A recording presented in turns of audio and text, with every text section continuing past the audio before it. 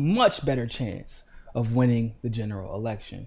So we're really going to see what Tulsi Gabbard is made of in New Hampshire. But of course, because of how successful she's been in that area, the establishment has been pulling out all the stops against her. And they decided they're going to keep her out of the CNN town hall events.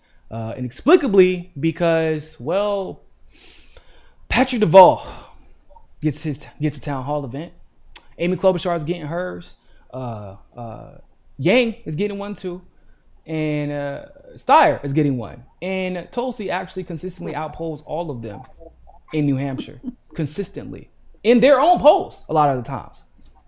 So Tulsi, being the activist that she is, and she is indeed an activist in case you didn't know, that's how she got started. She decided that she is going to protest. She's going to protest. She's protesting the CNN town hall. And honestly, it might be the day that she's doing it. But and of course, only Fox News reported it. But that to me is huge because, I mean, she's probably going to qualify for the debates. And, well, I don't know. I think she actually has maybe a couple more days, but they're not going to release any polls, so I don't know. I think she has one more poll that she needs, but she already hit the donor threshold. But either way, but for the fact that she even is only one poll away from qualifying for the debate, and Patrick Duvall's not even close. He's sucking up air in the room. Steyer, I think, qualifies based off of national polling. I think.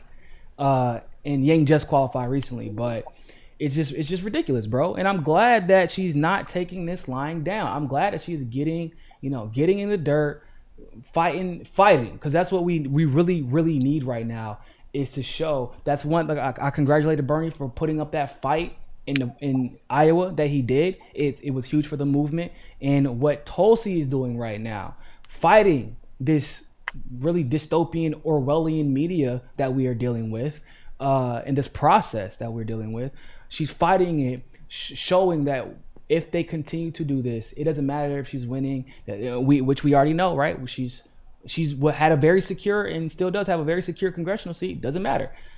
She is going to fight if there is something to fight against, and that's one thing I love about her. What you think, man? I mean, look, that's the attitude that drew me towards her back in 2016 was Standing Rock. That's what really got me. She was the only one to go, and she was an activist at that moment. Jill Stein and the drama went too. I gotta. Yeah, Jill Stein was there too. Yeah. But and then of course Puerto Rico, she shows up. Like, she shows up. If something's going down, she doesn't just talk about it from Capitol Hill. She'll go there. So that's one of the things I've always admired about her. And also with the CNN thing, I think you nailed it whenever you said that we are up against an Orwellian dystopian media culture at the moment, because that is exactly what they are. And for a major political figure, a major fixture in the progressive movement, like Tulsi Gabbard, and also being a sitting congresswoman, and also being a presidential candidate, actually coming out and saying, and it matters, because we've known that for the last 4 years, Donald Trump has been calling the media fake news and enemy of the people, blah blah blah, and it's easy to brush off. Because of a couple of things. One, he's extremely disliked by a lot of people, especially on the left. A lot of the news outlets are predominantly left. There is such a thing as liberal media bias. It is 100% a thing. So I guess you would almost expect that coming from a Donald Trump, coming from a prominent Republican.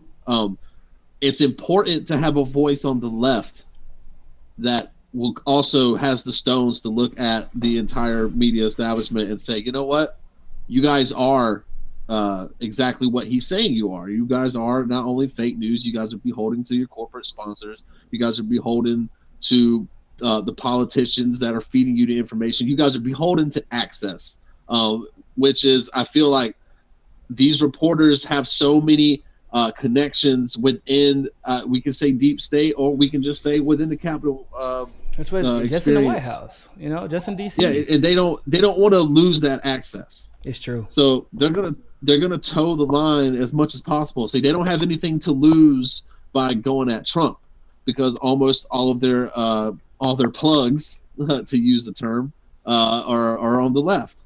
So you're not alienating your access by going at Trump. You know what's funny? It is a different thing altogether. What they don't understand about Tulsi, they think that if she became the president, they would lose access because she doesn't like them.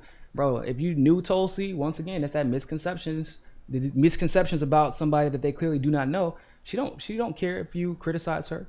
She don't care if you critique her.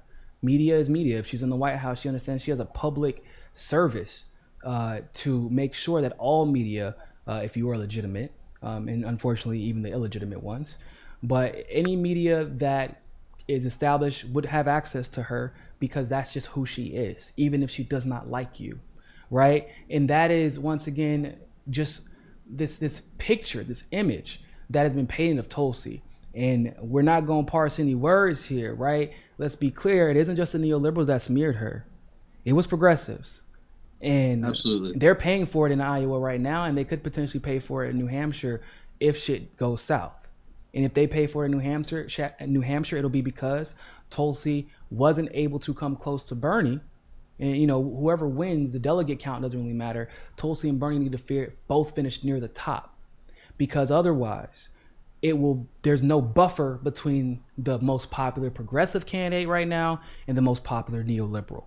And if there's no buffer there, Pete Buttigieg will finish too close to Bernie, and that will give him the momentum.